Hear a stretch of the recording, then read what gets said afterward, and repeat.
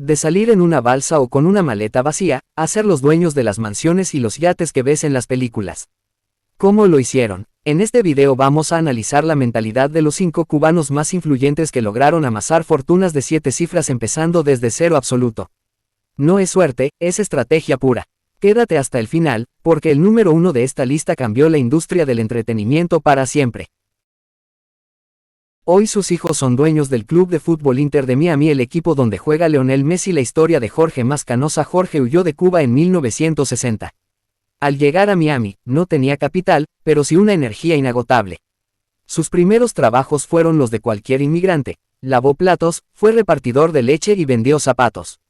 El punto de inflexión. Mientras trabajaba como vendedor para una empresa de construcción de redes telefónicas, no solo vendía, sino que aprendió la logística del negocio.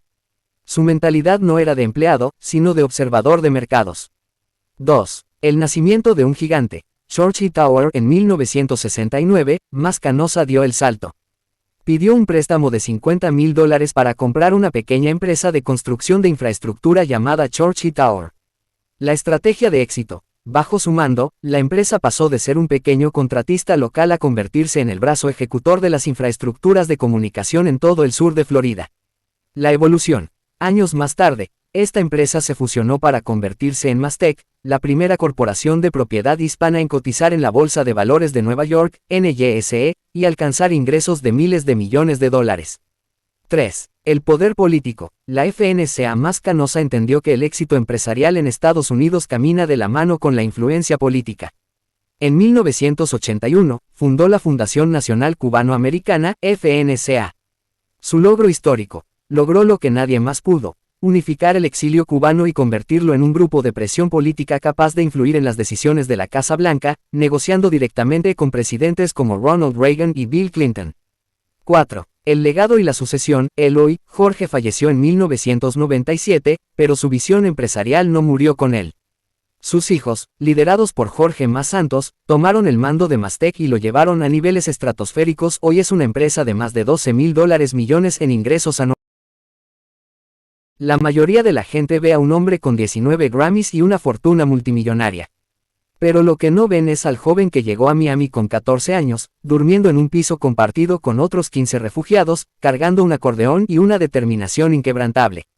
Emilio Estefan no alcanzó el éxito por su talento musical, lo alcanzó porque entendió, antes que nadie, que para conquistar el mundo no bastaba con tocar una canción, había que ser el dueño de la industria. Esta es la historia de cómo la visión de un inmigrante cambió el tablero de los negocios para siempre. 1. El inicio. La mentalidad de supervivencia. 1968 a 1975, Emilio no empezó en un estudio de grabación, sino en la calle. Su primer negocio fue la resiliencia. Trabajaba de día en el departamento de marketing de Bacardí y de noche tocaba en eventos sociales. El enfoque. Emilio utilizó su empleo corporativo para aprender las reglas del marketing, posicionamiento de marca, distribución y psicología del consumidor. Mientras otros músicos solo pensaban en notas, él pensaba en mercados. La oportunidad. Formó los Miami Latin Boys. No era la mejor banda del mundo, pero Emilio era el mejor vendedor. Su éxito inicial en bodas y fiestas locales fue el estudio de mercado, que le confirmó que la mezcla de ritmos cubanos con el pop americano era un producto con demanda insatisfecha. 2. La gran apuesta. El riesgo calculado. 1980 a 1985, cuando Gloria se unió a la banda y pasaron a ser Miami Sound Machine, llegó el momento crítico. Las discográficas estadounidenses les dieron un ultimátum: canten solo en inglés y quiten las trompetas, o canten solo en español y queden en el mercado local. La visión. Emilio se negó a ambas. Él sabía que el futuro era el híbrido. La ejecución. Invirtió sus propios ahorros y utilizó su red de contactos para promocionar Conga. El resultado fue histórico. La canción rompió las listas de Billboard simultáneamente en los géneros pop, dance, black y latino. Emilio demostró que el consumidor no tiene fronteras si el producto es auténtico. 3. La expansión. De artista a magnate. 1990 a 2000, tras el éxito masivo, Emilio tomó la decisión que lo separó de cualquier otro productor: construyó un ecosistema. Infraestructura propia. Fundó Crescent Moon Studios. Ya no pagaba por grabar, otros le pagaban a él. El crossover global. Identificó talentos como Shakira. Él no solo produjo sus discos, sino que rediseñó su marca para el mercado anglo. Entendió que el talento es la materia prima, pero la estrategia de marca es lo que genera los millones. 4. La consolidación. El imperio multidisciplinario hoy, el éxito de Emilio se mide en su capacidad de diversificar. Entendió que la industria del entretenimiento es volátil, por lo que movió sus ganancias a activos tangibles, real estate y hotelería, dueño de hoteles icónicos en South Beach y la cadena de restaurantes Larios. Deportes, socio de los Miami Dolphins. Producción multimedia. Creó una de las empresas de gestión de talento y producción de eventos más grandes del hemisferio. Conclusión. El legado del el éxito de Emilio Estefan se resume en una frase que él suele repetir. El no ya lo tienes, ve a buscar el sí. Su historia no es sobre música, es sobre un hombre que detectó un nicho vacío, el mercado latino global, ignoró a los expertos que decían que era imposible y construyó un monopolio cultural basado en la autenticidad y el control total de sus activos. La historia de Jorge Pérez es fascinante porque rompe el molde del empresario tradicional. No solo es uno de los hombres más ricos de Estados Unidos, sino que es el responsable de que Miami se vea como se ve hoy. Se le conoce como el rey de los condominios. 1. El origen. Un visionario entre fronteras. Aunque sus padres eran cubanos, Jorge nació en Argentina en 1949 y vivió en Colombia antes de establecerse en Miami. A diferencia de otros empresarios que empezaron en la construcción, Jorge empezó como planificador urbano para la ciudad de Miami. El enfoque de éxito. Su ventaja competitiva fue conocer la ciudad desde adentro. Como planificador, entendió que áreas tenían potencial de crecimiento antes que cualquier desarrollador inmobiliario. 2. El nacimiento de The Related Group, 1979. En 1979, fundó The Related Group junto con el magnate neoyorquino Stephen Ross. Al principio, Jorge no construía mansiones de lujo, se enfocó en viviendas de interés social, viviendas asequibles, en barrios como Little Havana. La estrategia. Aprendió a manejar grandes presupuestos y créditos gubernamentales, construyendo una base financiera sólida y una reputación de confiabilidad antes de saltar al mercado del lujo. 3. La transformación de Miami. El rey de los condominios. Cuando Miami empezó a crecer en los años 90 y 2000, Jorge Pérez vio lo que nadie más vio, el potencial del centro de la ciudad, Downtown, y Brickell. Asterisco: en esa época, nadie quería vivir en el centro después de las 5 de la tarde. Jorge apostó por edificios de lujo con vistas al agua y servicios de hotel de 5 estrellas. Ha desarrollado más de 90,000 unidades de vivienda, cambiando para siempre el skyline, perfil de la ciudad de Miami.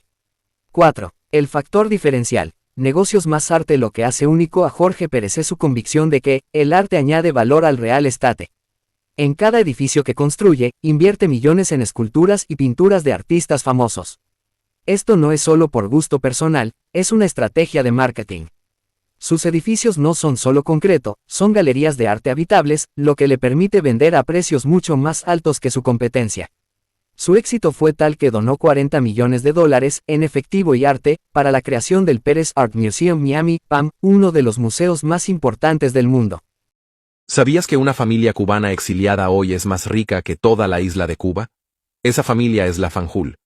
Antes de 1959, eran dueños de algunos de los ingenios azucareros más grandes de la isla. Miles de cubanos trabajaban en su industria. Pero cuando la dictadura tomó el poder, les arrebató todo: sus refinerías, sus casas e incluso sus cuentas bancarias. Los Fanjul, como tantos cubanos, se quedaron sin nada. Se exiliaron en Florida, con poco más que su experiencia en el azúcar. Con eso fundaron Florida Crystals, reinvirtieron ganancias y en 1988 compraron Domino Sugar, la marca más reconocida de Estados Unidos. Aquí está lo impactante. Hoy el imperio Fanjul está valorado en más de $8,000 millones, casi 3 veces el PIB real de Cuba. Desde el exilio construyeron una fortuna, mientras lo que el régimen robó sigue en ruinas. Así que imagina esto. Si una sola familia, despojada de todo, pudo convertirse en multimillonaria en el extranjero, ¿qué no habría logrado Cuba entera si hubiese sido verdaderamente libre?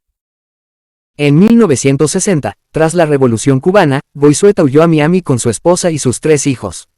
Sus únicas posesiones eran $40 en el bolsillo y un certificado de 100 acciones de Coca-Cola que su padre le había regalado años atrás. La mentalidad, a pesar de haberlo perdido todo materialmente, se presentó en las oficinas de Coca-Cola en Miami pidiendo trabajo. No buscaba caridad, buscaba una oportunidad para demostrar su valor. 3. El ascenso, de los laboratorios a la oficina del CEO. Goizueta no era el típico ejecutivo de ventas, era un ingeniero químico meticuloso. Se mudó a Atlanta y escaló posiciones gracias a su intelecto brillante y su ética de trabajo implacable. En 1981, dio el gran salto. Fue nombrado presidente y CEO de The Coca-Cola Company, convirtiéndose en el primer hispano en dirigir una empresa de esa magnitud. 4.